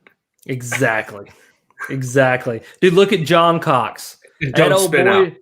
It don't spin out. Oh boy, I mean, John Cox just won $100,000 doing something that if you looked at him and said, if you looked at a pro and said, how would you catch pre-spawn bass on Smith Lake? Oh, I would go find the spots in 655 foot of water and drop shot on. John Cox is like, I got 4 foot of water with a swim jig, crack their face in, Straight get braid. some. You know what I mean? Straight braid. I'm like, get him, son. Like he went up there. He found him. He did exactly what he wanted to do. Again, he was confident. He didn't spin out. He just did it. You know what I mean? Rabbit hole real fast. Was it like 4 or 5 years ago when it was the FLW tour? I think he just ran GPS on his graphs, not even like depth or sonar, because he just wanted to make sure he could get into areas because he's like, if it looks right, I'm gonna catch him. Like old school mentality. I'm gonna go shallow as dirt and crack them. The boat I bought has 2 9-inch graphs at the back and a 12 at the front. I run mapping on one of the 9 inches at the back, and sometimes I don't even turn on the front graph or that other graph. Like, dude, like I'm just like looking. I'm like, oh yeah, yep, that's deep enough. And then I'm like standing up. I'm like, if I hit it hard enough, I think I can get in there, dude. Like yeah, dude, that's just the way I roll, man. I mean, that's the type of fishing I like. Well, that's another thing too, is when you know you have enough water, you can fish shallow without having your graphs on because you're visual fishing. And that's less interference for those fish. Exactly. I mean, I kid you not, I hate to say this because, everybody wants the secret. Again, they want the juice. They want the whatever. There was probably 10 trips last summer. I never turned my graphs on. I knew where I was going. I knew what I wanted to do, and I just went fishing. It was shallow water flipping, shallow water frogging, throwing a wacky rig, visual fishing, and I just went and did what I knew how to do. You know what I mean? So I'm not the graph guru. Don't ever get me on a graph seminar or a graph podcast because I'm going to be like, I turn it on. It tells me where I don't need to go so I don't tear something up. That's all I got for you. Safety. Talking about keeping graphs on or off, when you watch like a Bass Live or MLF or, if they bring back the Opens, whatever, when guys are up shallow on live or you're watching like an older whatever, look at their graphs when they're up shallow, and I'm going to guarantee you the guys that are doing well up shallow, their graphs are off. Or at least in standby mode. So there's no ping, there's nothing. And then, Alex, this goes back to when we were going down those stretches where Caleb turns his sonar completely off. He goes, they won't bite if there's a ping. Turns it off, bite. And he also puts his trolling motor on north up, puts the head of his boat into the current, north up, and turns on the Ultrex where it's constantly running, where he's not having to hit it and pulse it. It's just a constant whirring, and Caleb's convinced that just constant, the fish get used to it by the time it creates a comfort level because like that's there. I know it's there instead of that constant pulsating. Yes, yeah. Dude,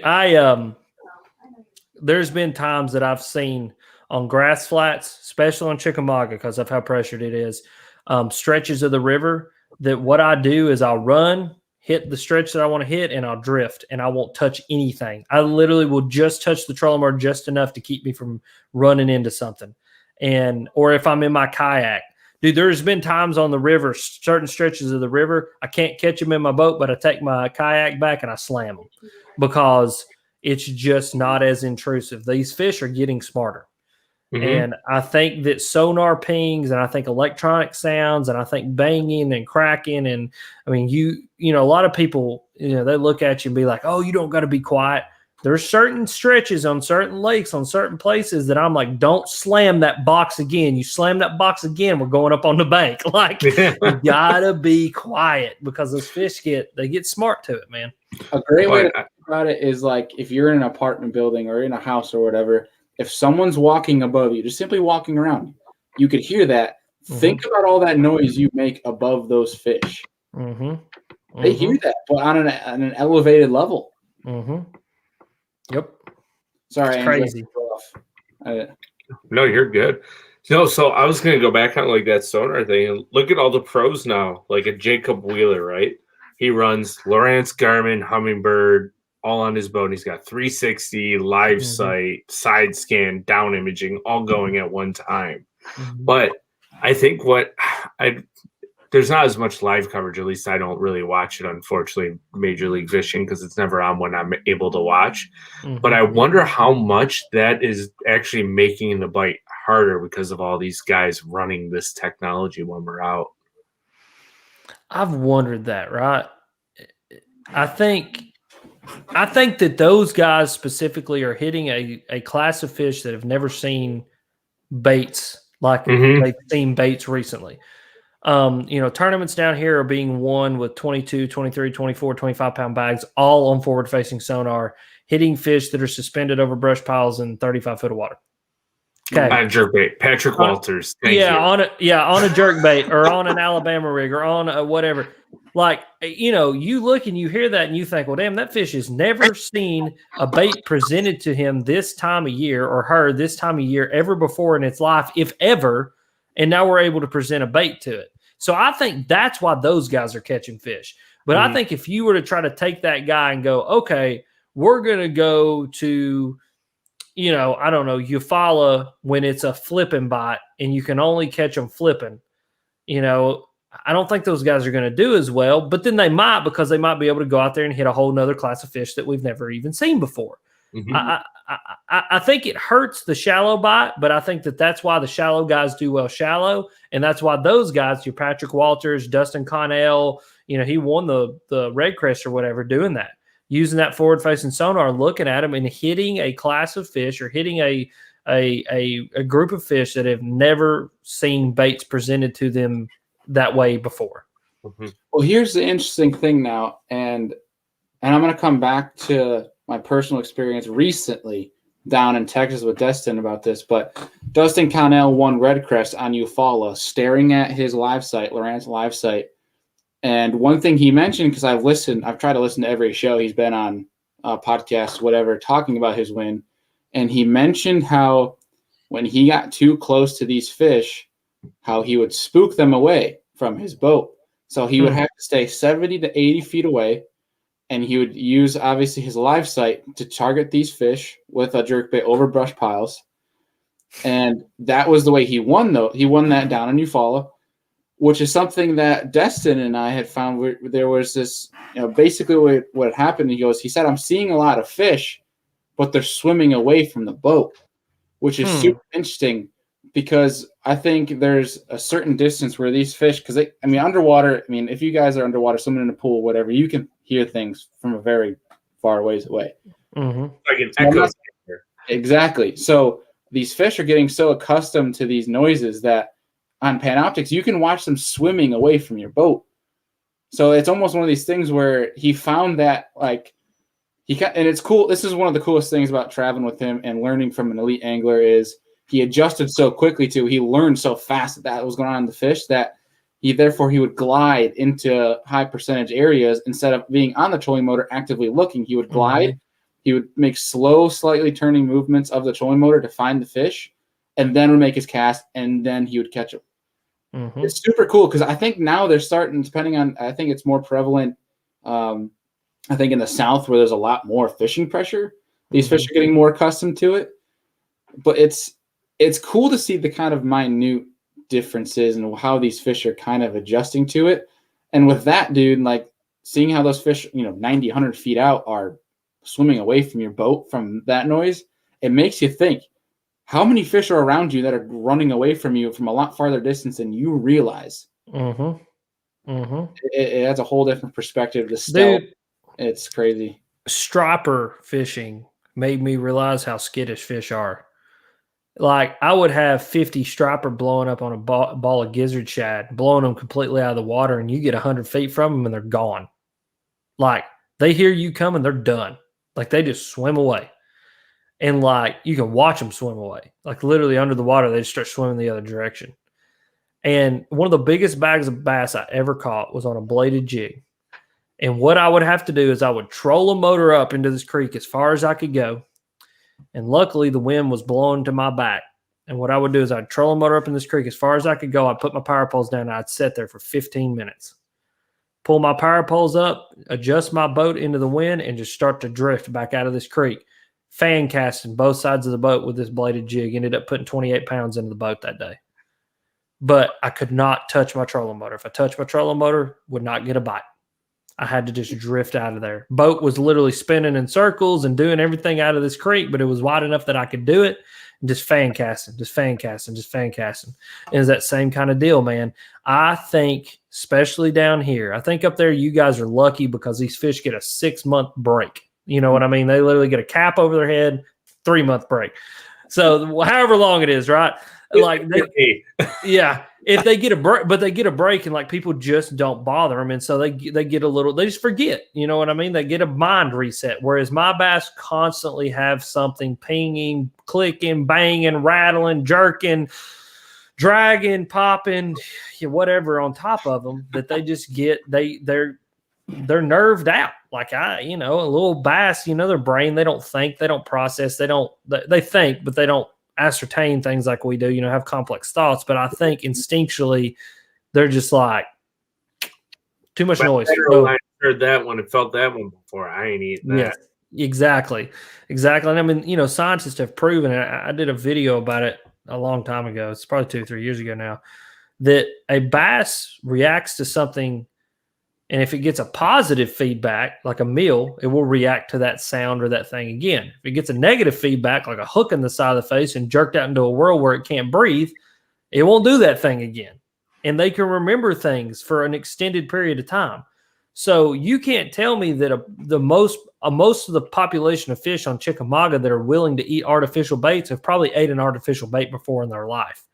And so you're going to have to trick them some other way. Mm-hmm. And that's where you got to get into doing crazy stuff like gliding your boat, you know what I mean, and not touching the trolling motor and doing all that kinds of stuff. So that's super. The only outlander to that rule is a northern smallmouth on a bed. That's the dumbest animal. That's the dumbest animal on planet Earth. You'll find. I literally have caught them. True story. I'm up with Ben. There's one literally, I mean, like, dude, I'm sitting in the boat and I lean over the side and he's sitting there. I take my fishing rod and I go, zip, zip. I was like, bend that. And he comes up tail walking beside the boat. It's like a 4-pounder, dude, just sitting right there. I was like, yep. I looked at that moment. I was like, dude, you live in the greatest place on planet Earth. I was like, these fish are dumber than a sack of rocks. I was like, this is great. It's awesome.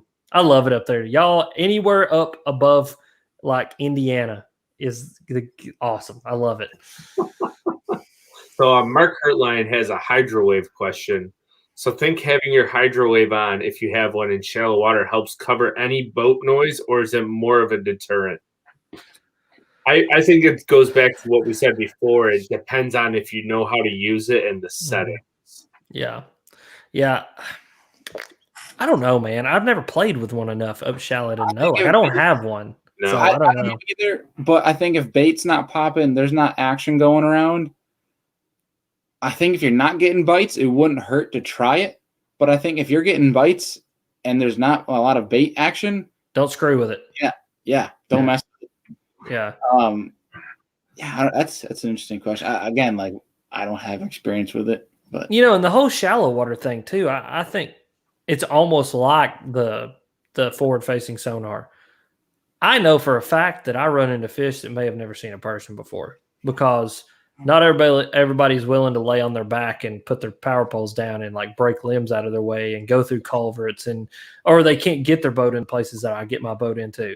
I mean, last year the great example was that flipping bite that I got got on in February. I put my boat in a place that if I was in my dad's Skeeter, we would not have got in there. And if we did get in there, we weren't getting out. I was able to get my little 18-foot aluminum boat in there, squeeze it in there, snap some limbs out of my way, and I hit some fish that they've not been messed with yet.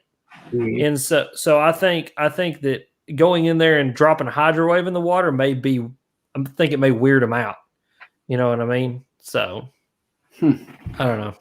I think shallow water fishing is and being a guy like John Cox, or a guy who fishes like I do, I think that it's going to make a swing back around very, very soon. Because I think it's crazy too. Like John Cox, he just has 2 graphs on his boat and runs a 4-tracks. Like he could be the only guy with a 4-tracks, and he's crushing people. But then he goes up north, he'll take the 4-tracks off and put an all-tracks on for spot lock, which is just funny. Yeah, and he still just does whatever he wants to do. I mean, like, what did he come in second in that tournament last year? That he, it was the whatever, where it was like MLF style, but it wasn't MLF or whatever it was. And he literally just rolls in, no practice, first day of the tournament, drove all night, drops the boat in the water, and goes over in the marina. Doesn't even get on the big motor and just starts throwing like a drop shot or whatever. Yeah. Like it's instinctual fishing. It is high gas price fishing is what I like to call it. When you just drop it in the water and you go figure them out right where you're at. Yep. You know what I mean? So, yeah. Let's see.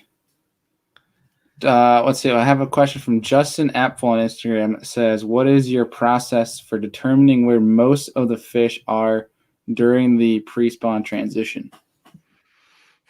That's a good question.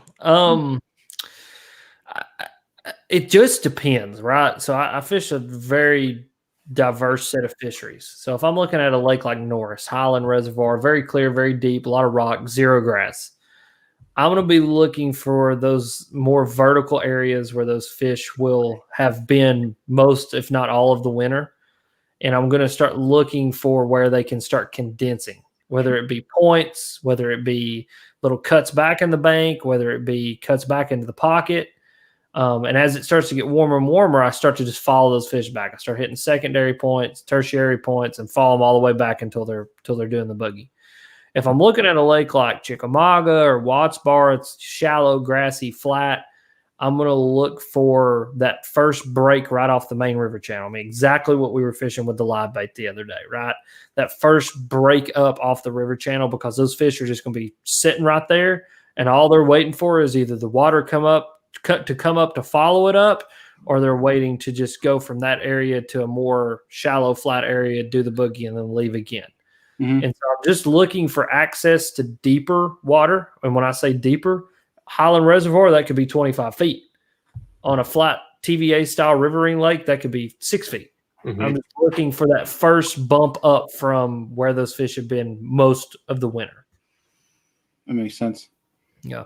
Guys, make sure you're still getting in questions, because Mr. Rudd is going to pick one of you guys for a bag of coffee. So let's see.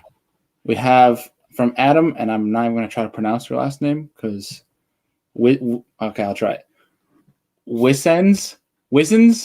I don't know. How do you but he's asking overcast versus sunny in that pre-spawn, which is, I think, is a good question. Again, such a diverse set of fisheries. High clear reservoirs, those nasty. The nastier the better. I've found that if it's the crappiest day, the day that you don't want to be out there is the day they're going to eat, right? Mm-hmm. And even the days on like the riverine style stuff, the crappier the better.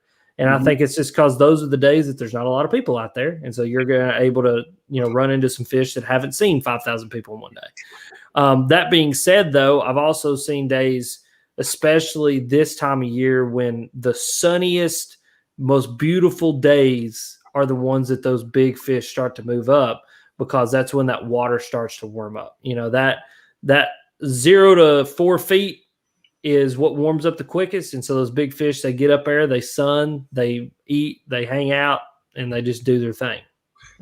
Correct me if I'm wrong here. The water tends to be more stained or even muddy on those sunny, calm days when that water is warming up pretty quick, I would assume, correct?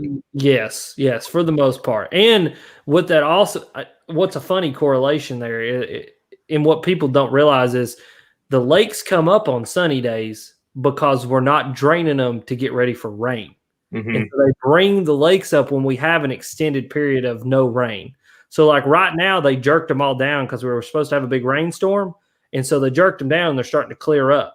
Well, here in the next few days, they'll jerk them back up. Well, the inherence of jerking them back up is they're going to get muddy again.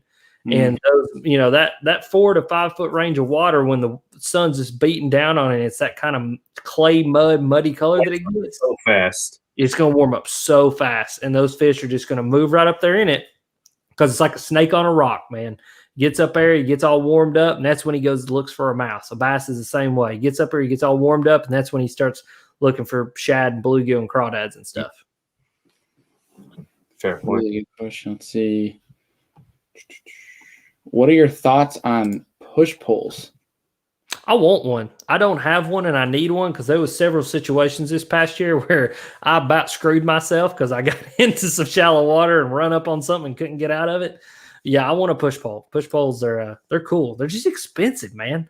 Yeah. I was looking at one; it was like $350. I was like, dang, I make me a push pole for $350. Like, dead Jim. I think they're made of like Kevlar too, or like the super high density like plastic graphite mix that makes them relatively light but powerful enough to push. Yeah. The one I was looking at was the KVD signature one, and it was like $350, and I think it was like carbon fiber or something like that. So stupid light, but then it could like withstand 6,000 pounds of force. So more than you could ever put on it. So this goes out to like steelhead fishermen and stuff. Like a lot of the oars they use in drift boats out west and even up here in the Great Lakes, they're made of like a mix of Kevlar and carbon fiber to give them that strength, so they don't flex, but they're super light. Yeah, that's crazy, dude. Yeah, super crazy. Let's see, Alex, is there anything coming down the pipe that you are so excited about you lose sleep? Sure, I can make something up. No, there's a lot of there's a lot of cool stuff coming, man. I mean, obviously, summer's coming, so I'll have summer break. That's like my favorite time of year because I get paid to go fishing for 3 months, right? I got off every day, so I got that. Got the Michigan trip coming. Still trying to get that kind of planned out. Just everything going on in life right now. And kind of my schedule with school, probably won't get to go up to Michigan until like the second or third week of June this year. So I'm actually going to be like on a totally different bite than I'm normally on. Normally we're doing the pre-spawn to spawning deal, but this year we're probably going to do some like post-spawn, like northern Michigan largemouth stuff. So I'm super excited about that. Beast Coast has got some awesome new products coming out that I'm super excited about. Can't wait to show you guys. Got a couple new jigs coming out. They're going to be absolutely amazing. AFTCO's got some really cool stuff coming out. That's going to be cool. They got a couple new products coming out. I'm not sure if you guys have heard about them yet, but they're going to be sick. We're kind of getting into the wrong time of year for them, but going back into cold next year, they're going to be epic to have. And then obviously Monster Bass, we were always concocting and cooking stuff up over there. So we'll just have to see what we can come up with over there. But yeah. Tony Byler. I'm horrible with last names. I'm sorry. What part of Michigan are you trying?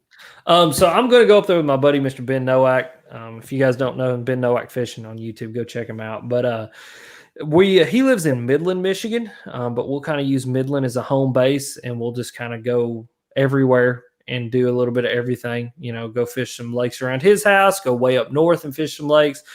Me and Ben's not talked about it yet, but usually what we'll do is we'll like probably go up north for a couple days and like stay up north so we can kind of be north home base, and then we'll come back down to his house and fish some stuff around his house. So sweet deal. Let's see. Here's a good one from Scott. If you had to pick one of two baits, either a rock crawler 55 or a pre-Rapala wart, what would you choose? Probably a rock crawler because I don't want to lose a pre-Rapala wart. And two, did you just kill my dog? I don't know what is happening. I think my wife just killed my dog. I don't know what I just insight on Scott's question there to revert back. I think he had like 2 or 3 full sets of like every pre-Rapala wart. So I don't think my God. Talk about it. Yeah. That's crazy. That I would die if I had that. I've got some, right? I've got some. I've not got a ton, but I've got some. But I tell you though, man, for real, those pre-Rapala warts, they do get work done, but the efficiency of the rock crawler as far as fishability for me is going to outplay that pre-Rapala wart every single time, because the way I like to fish that style of bait is a lot of like vertical fishing on bluffs, and a lot of that stuff that I fish is like overhanging trees and stuff. So I'm making real precision casts, and those old warts are like casting a cracker, right? I mean, it's just like where that rock crawler, I can just pew, pew, pew, and laser point it into where I want to go. I So love the sound effects. yeah, pew, pew, pew, pew. We Yeah, need like a soundboard here, so you yeah. can, as you're pointing, just choo, choo, choo. Yeah, That's not just moving. You need to get a sound. Special effects. yeah. You need a sound. I want a soundboard for my podcast just to have it. Oh yeah. We're just gonna pay RUDD like $50 to just make random freaking noises, and we'll add it to a soundboard.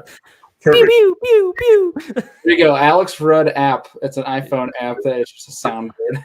Oh yeah. You got to get my past video. Somebody's already commented about it. I caught a bunch of drum, and I got down and was trying to unhook one, and I said, "You guys got a nasty mouth on you, don't you, boy?" And like somebody, like there's been like 4 people been like, "Dang, dude, what you been watching? What are you into right now?" And I'm just like, dude, I've been watching way too much TikTok. That's what that is. Sounds like something Zach Hall would say. Oh yeah, dude. Okay. Rabbit I hole. love Zach. I met him for the. As we speak, hold on. I'll bring up. Is he? I met him for the first time last year in Michigan. We got to fish with. That's the most fun I've ever had with somebody in a boat. We laughed our ass off for all day. I mean, we were just making jokes back and forth to each other. Look at that pretty man. Look at him. And on Ray Hubbard. No, I don't know where they're at. Somewhere in Texas with. He's on Ray Hubbard today. Ray Hubbard Creek or Hubbard Creek Reservoir. Something like that. Dude, Yeah, Texas is popping off right now. There's so many giants being caught. Oh yeah. So many giants. I just hope we're not in the good old days of fishing. I hope we don't look back like 10 years from now and go, man, you remember when we were catching tens? Like, I just hope we're not there. Yeah, I can't say Honestly, my opinion is I hope people keep going offshore, because as much as I'm a smallmouth guy, right? I want to be guiding on Lake Erie this summer. I love fishing dirt shallow. And the more people that go offshore, the more fish I have to myself, and the happier I am inside. Like the little Gideon's and he's like, let's go. Yeah, my man. Yeah. Dick, I like to call it dick dirt deep. That's where I want to be. Like if I whipped it out, I'm gonna hit the bottom. That's the 3D, son. 3D. Good. I'm getting a shirt made. 3D fishing. What's that mean? Dick dirt deep. Depends on the man how deep you're going. That's right. Oh, Rich was in here tonight. Sorry, Rich. I didn't even see you in here, but Rich says later it must be past his bedtime. Which is 8:30 his time. Man's getting old. But I can't say much. I went to bed at like 9:15 last night. I pulled a real old man. It was Will, the dinner, and bed. I was done. I crashed. Just killing me. Like at noon today, I was like, I need like something with espresso, like 4 shots of it, because I was falling asleep at my desk at work. I'm like, this is bad. I'm so tired. That's funny. So, Andrew, you're going to be guiding this year, man. How many days a year do you guide? The dream is eventually to go full-time, so I still work at a bank full-time currently. Right now I have 16 days booked. My goal was 10. Yeah. So I've already blown the goal out, and I've had like 5 or 6 other people. I'm waiting for them to choose dates. So I think I'm going to end somewhere between 20 and 30. Heck yeah. And that's not even really trying or posting. I post once a week. That's awesome, dude. Yeah, so awesome. It's going great. I'm pretty excited. Yeah, I've had people ask me if I would take them on a guided fishing trip. I'm like, no, sorry. I'm not that good. Like, I was like, I'm not going to promise you we're going to catch fish. Like, I can't even. It's like, there's some days I go out there and I'm like, I just figure it out. Yeah. We all have our days that struggle. People understand that. I'm just blessed that I can, if my Lake Erie bite stinks, I can take them somewhere else that's 5 minutes away and really wallop on them, as Bailey saw in the fall. Like, you got to come up here sometime in the fall. That's when it's fun. Yeah, I need to come up. I definitely want to make a trip to New York. As soon as all this just crap is over, where I don't have to worry about like where I'm going to stay and what the rules and the laws are, where I'm going. Like, well, after April 1st, anybody can travel to New York, no quarantine. So, heck yeah. Yeah, heck yeah. And I get my second COVID shot in like 30 days. So I'm like, whatever. Yeah, I'm immune. So like, let's party, you know? We'll figure something out. Yeah, for sure. If not this year, definitely next year. So Absolutely. Yeah, this year's going to be a little crazy, but I think next year, man, I want to kind of get everything. I want to get some stuff booked out and just kind of, I think next year too, as far as like sponsors and YouTube and everything, I think it's going to be a little more available. The funds are going to be a little more available, so I can kind of be like, hey, this is something I want to do. Do you want to fund this project? And I'll pick some projects and go do them. And like New York fishing and coming up there and fishing with you guys is a project that I want to do. You know what I mean? So it'll be a riot. Take a just go mash some faces. Yes. Oh, I'm down, dude. I'm so down. A lot of fun. We got another question from Adam Wizens. I hope we're saying that. Top 3 lures to catch the most fish, in your opinion. Whew, Alex Rudd Squarebill. Yeah. Alex Rudd Fishing Squarebill. 1. Yeah. Number 1. Number 2, Alex Rudd Fishing Squarebill. No. Monsterbass.com. I did rabbit hole, and then we'll get to that question. I'm the world's worst salesman because most people would be like, well, the Alex Rudd Fishing Squarebill. I'm like, dude, did I tell you about the KVD 1.5? And they're like, don't you got a signature Squarebill? I'm like, yes, I do. But if I told you about the KVD 1.5, I'm the world's worst salesman. But anyway. We all love our niches. Exactly. So I kind of did an experiment and went and counted up fish catches over like the past 5 years of all the YouTube videos I've made, right? Because I've recorded almost every fishing experience that what. You want oatmeal for breakfast? No, I don't. I'll fix myself something here in a minute. Thank you, though. I love you. My wife's wonderful. She was wondering what I wanted for breakfast tomorrow. So I didn't. Bless her. That's right. That's right. She's got to live with me. Bless her heart for just that. Fish, which is incredible. Exactly. She, dude, 1000% is committed to like the passion and the drive and YouTube and everything. If it wasn't for Bethany Rudd, literally I wouldn't be able to do any of this because I'd lose my own head if it wasn't attached to my body. The same thing about my wife. So I work a full-time job and she's going to let me guide and fish tournaments this summer. And I have a 19-month-old, well, almost 20-month-old. Wow. So, yeah, she's an angel. That's a good woman right there, bro. An angel. Hold on to her. Oh, we're But anyway, so I did an experiment when I went back and counted up fish catches. And literally the top 3 baits that caught me the most fish over the past 5 years was a 1.5 size squarebill, a wacky rig, and a flipping bait, like a structure bug. That was my top 3. I mean, that's what I've caught literally the most fish on. And it's just because it plays right into the wheelhouse of what I like to do. Shallow water power fishing. And then once we roll off in the summer, that river fishing, backwater fishing, best way to catch them is flipping and throwing that wacky rig. So that's my top 3 for me, anyway. Going off that Strike King, because I know you're a Strike King guy. Do you ever throw the Space Monkey at all?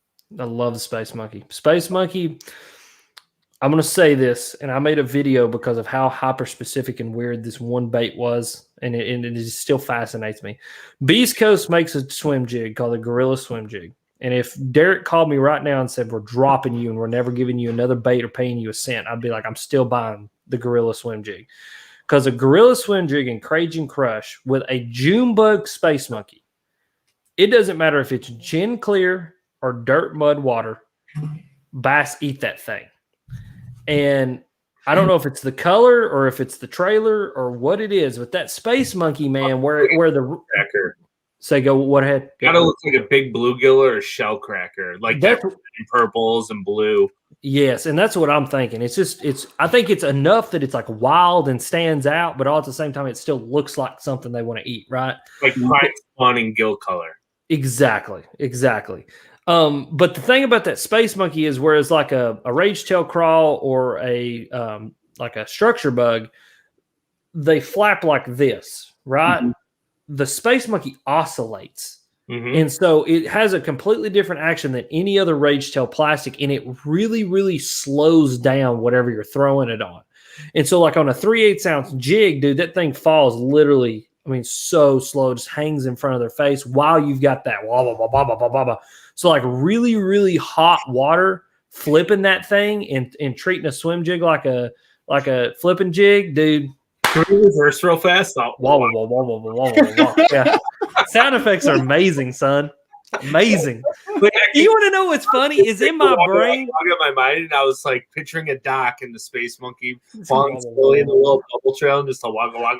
Oh, yeah, dude, I'm telling you. So in my mind, while I'm fishing, I'm like hearing the sound like a wacky rig to me. When I skip it up under something, I'm thinking it's like, well, you know what I mean? I was like, I can imagine it. So yeah. Picturing it skipping across the water with the braid and the floor coming up, just. Yes. Yeah, and then it gets into the water. It's like, and it's just like, come eat me, come eat me, come eat me, come eat me. Yeah. Then they just smack it, son. Yeah, dude. Yeah, for sure. When I'm flipping from now on, all I'm gonna hear is. Dude, I'm telling you, you get the sound effects going. I promise you'll catch more fish. Oh, dude. I talk to myself all day long when I'm fishing. I'm like, I can't believe I didn't get bit there. I'm going to throw it in there.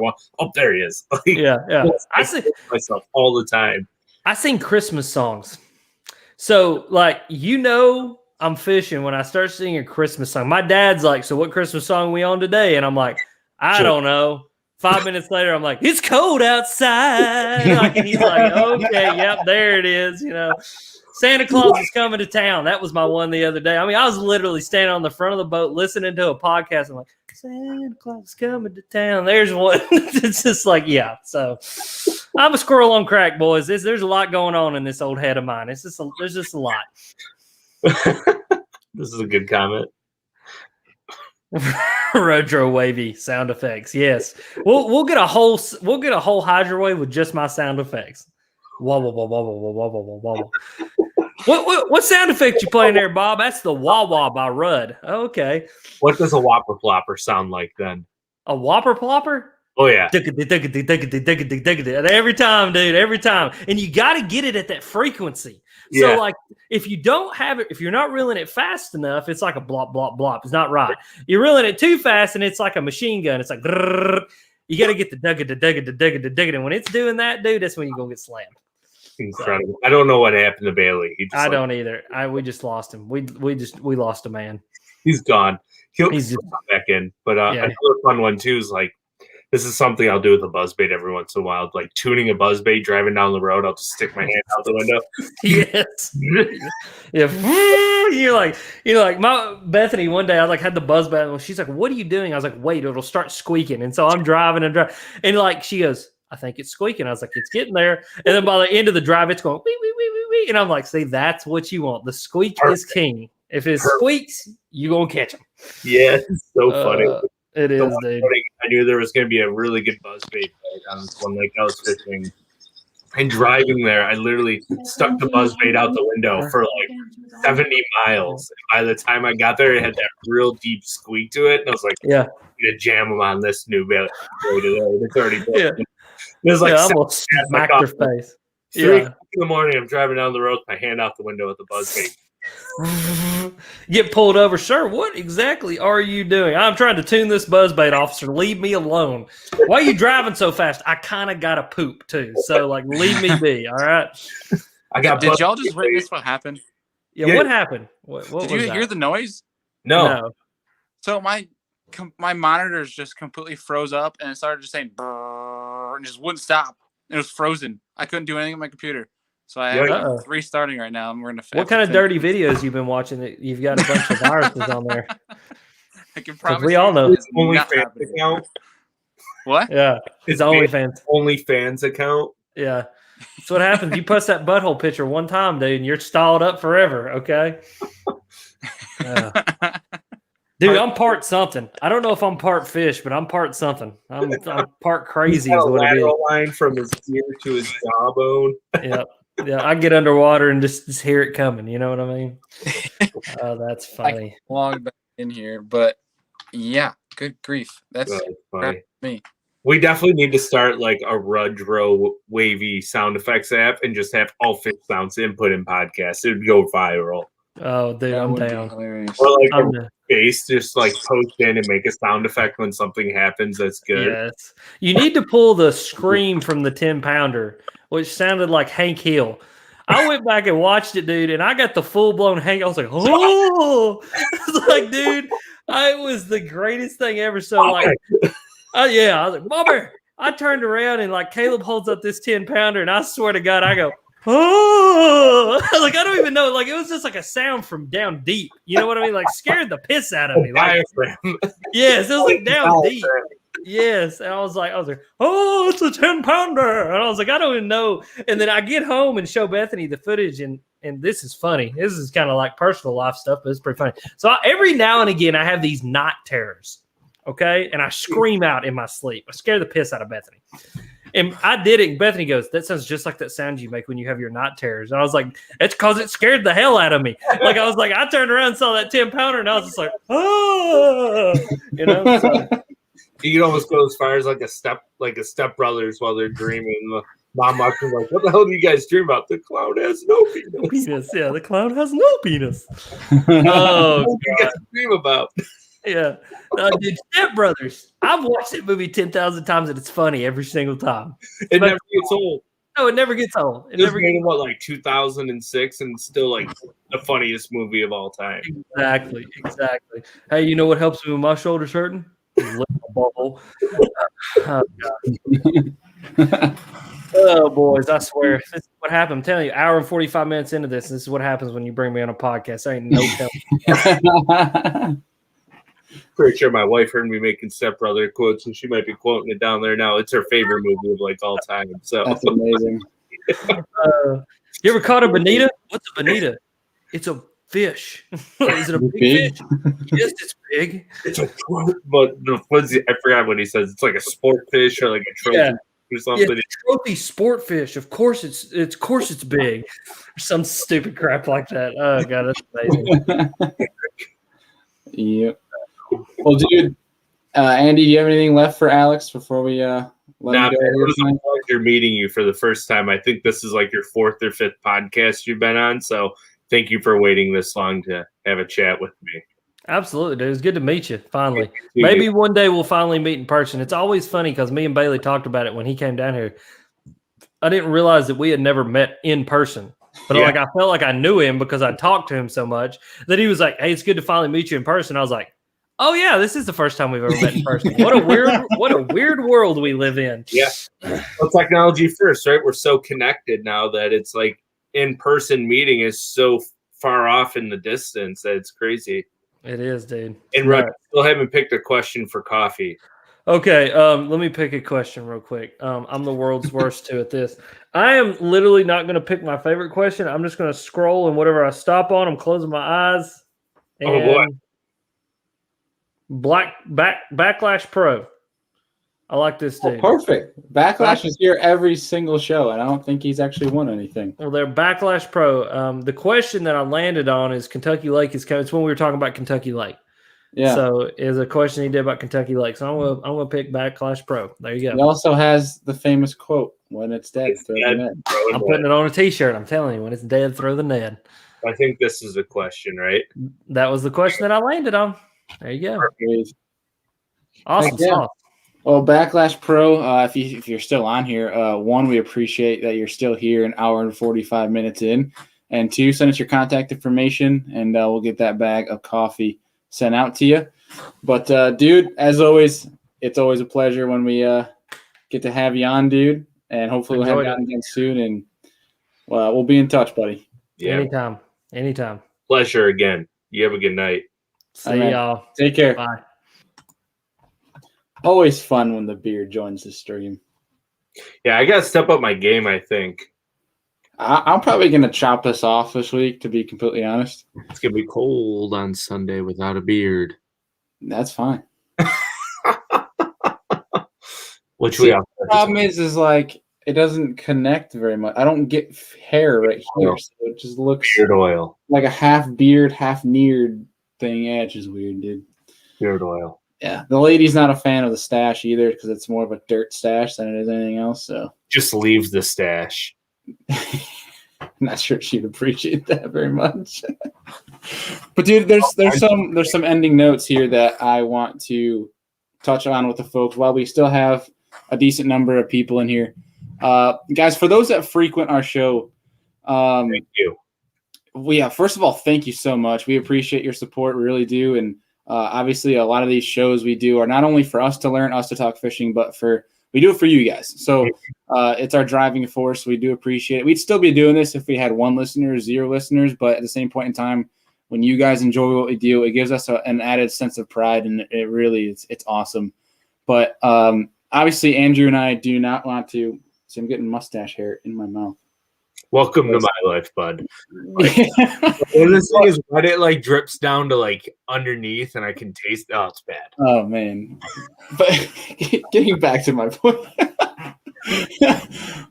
we want to run this through you guys because you are the listeners, you are the viewers that come in and join us here. Andrew and I are looking into keeping Monday Night Lives, but adding. So Wednesday's episode will be a topic, debate, trend, whatever have you, that Andrew and I will discuss ourselves and we'll throw up as a pre-recorded show. Because as you guys know, Monday nights are lives and Wednesday and Fridays are pre-recorded. And we're thinking about taking Friday nights to a live show and have 2 live shows a week and Wednesday be a pre-recorded. Let us know your thoughts, whether in this chat now or whether we'll probably run some polls on social media, but reach out to us one way or another. If you have an opinion on let us know. We'd really appreciate your guys' feedback.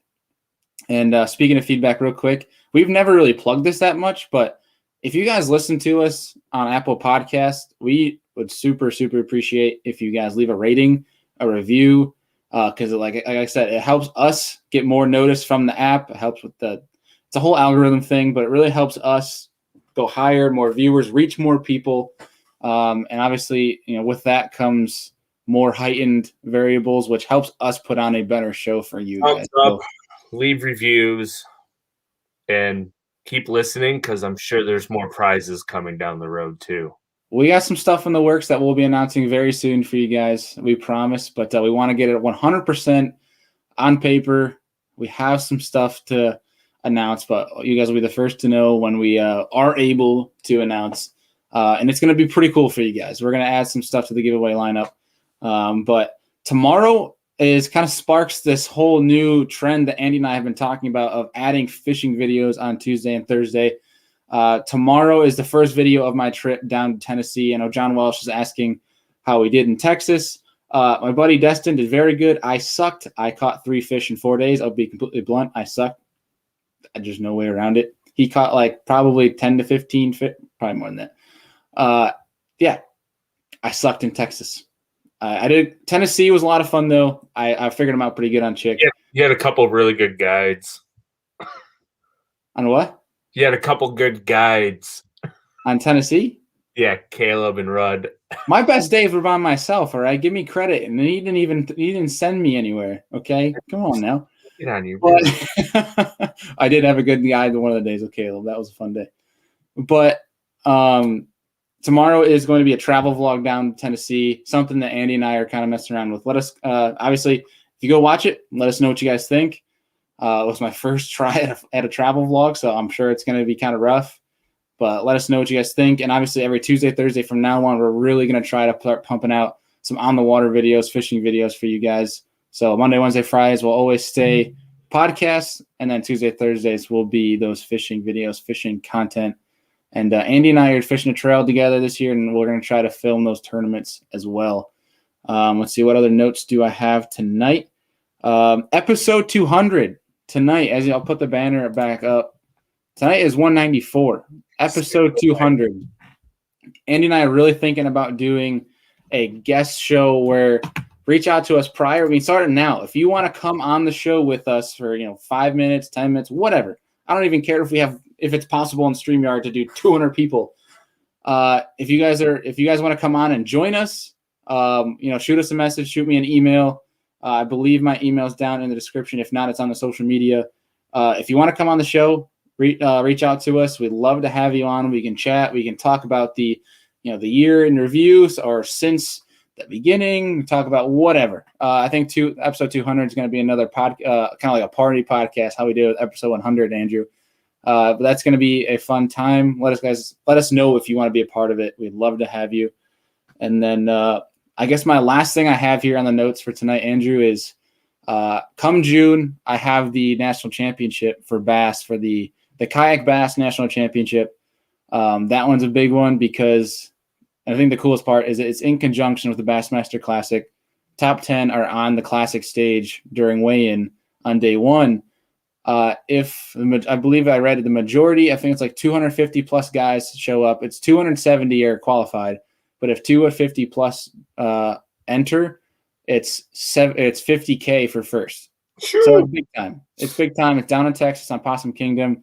I won our state here, so I'm headed down to compete in that, and we're gonna have a really cool series that I think we're gonna.